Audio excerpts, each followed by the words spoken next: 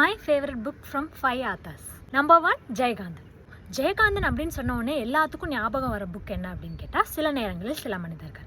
ஆனால் எல்லாத்துக்கும் பிடிச்ச புக் என்ன அப்படின்னு கேட்டால் ஒரு மனிதன் ஒரு வீடு ஒரு உலகம். ஆனால் எனக்கு இது ரெண்டையும் தாண்டி ரொம்ப ரொம்ப பிடிச்ச புக் என்ன அப்படின்னு கேட்டால் ஒரு நடிகை நாடகம் பார்க்கிறார்.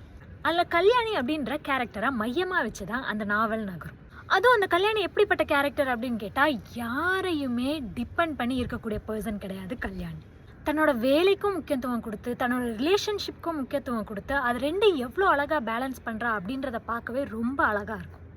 For me Kalyani is unconditional. Second, Perumal Murugan. Perumal முருகனோட ரொம்ப ஃபேமஸான புக் அப்படின்னு கேட்டால் மாதொரு பாகன் அப்படின்னு சொல்லலாம். ஆனால் அதை விட ஃபேவரட்டான ஒரு புக் எனக்கு இருக்குது.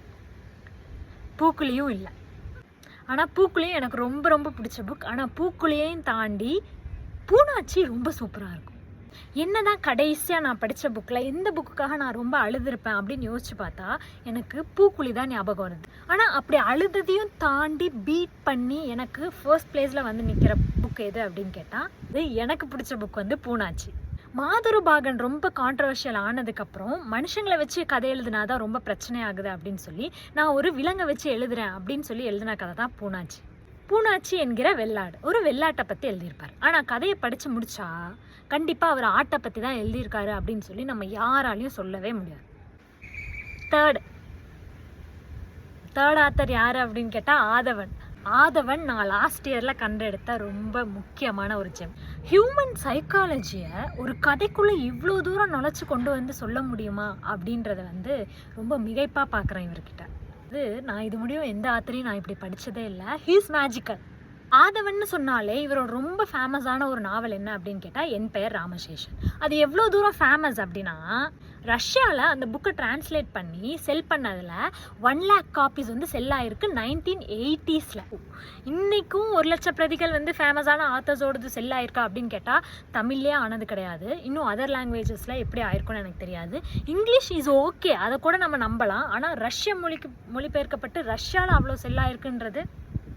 ஆனால் இந்த புக்கு தான் உன் ஃபேவரட்டா அப்படின்னு கேட்டால் கிடையாது. இதை விட சூப்பரான ஒரு புக் எழுதியிருக்காரு, அதுதான் காகித மலர். அப்போ காகித மலர்கள் தான் கண்டிப்பாக படிக்கணுமா அவரோட ரைட்டிங்கில் அப்படின்னு கேட்டால் நோ. ஆதவனோட எந்த புக்கை படிச்சிங்கனாலும் நான் ரொம்ப சந்தோஷப்படுவேன், எந்த கதையை படித்தாலும் நான் ரொம்ப சந்தோஷப்படுவேன். ஸோ இவருக்கு இந்த புக் தான் நீங்கள் கண்டிப்பாக படிக்கணும், அந்த புக் தான் கண்டிப்பாக படிக்கணுன்ற சஜஷன் கிடையவே கிடையாது. ஆதவனவே நீங்கள் கண்டிப்பாக படிக்கணும். It may be a cringe, ஆனால் இந்த கிரிஞ்ச் எனக்கு பிடிச்சிருக்கு. நம்பர் 4, தீஜாவோட நிறைய நாவல்கள் இருக்குது. நான் இப்போ அதில் எதை சொல்லுவேன் அப்படின்னு சொல்லி நீங்கள் யோசிக்கலாம். ஆனால் நான் நாவல் பக்கமே வரப்போகிறது கிடையாது. என்னோடய ஃபேவரட் தீஜா என்ன அப்படின்னு கேட்டால் பயண கட்டுரைகள். நான் இது முடியும் படித்த பயண கட்டுரைகள்லேயே என்னோடய ஃபேவரட்டான ரைட்டர் யார் அப்படின்னு கேட்டால் தீஜா தான். His unique in his style அப்படின்றது அந்த பயண கட்டுரைகள்லேயே ரொம்ப அழகாக தெரிஞ்சது.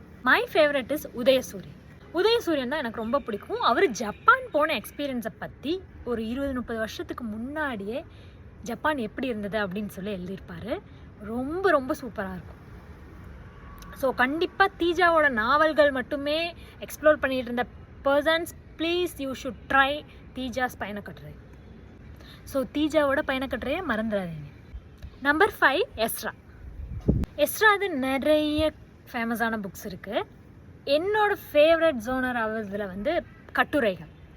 அவரோட கட்டுரைகள் தொகுப்பு எல்லாமே ரொம்ப நல்லா இருக்கு. எனக்கு ரொம்ப ரொம்ப ரொம்ப ரொம்ப ரொம்ப ரொம்ப பிடிச்ச, கண்டிப்பாக இது நீங்கள் எல்லாருமே என்ஜாய் பண்ணுவீங்க அப்படின்ற புக் எது அப்படின்னு கேட்டால் நூலக மனிதர்கள்.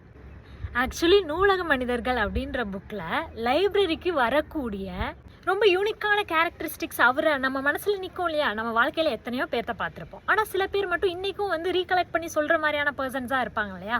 அந்த மாதிரி லைப்ரரியில் அவர் பார்த்த பர்சன்ஸை பற்றி தான் எழுதியிருப்பார். These are my 5 recommendations. Thanks for watching.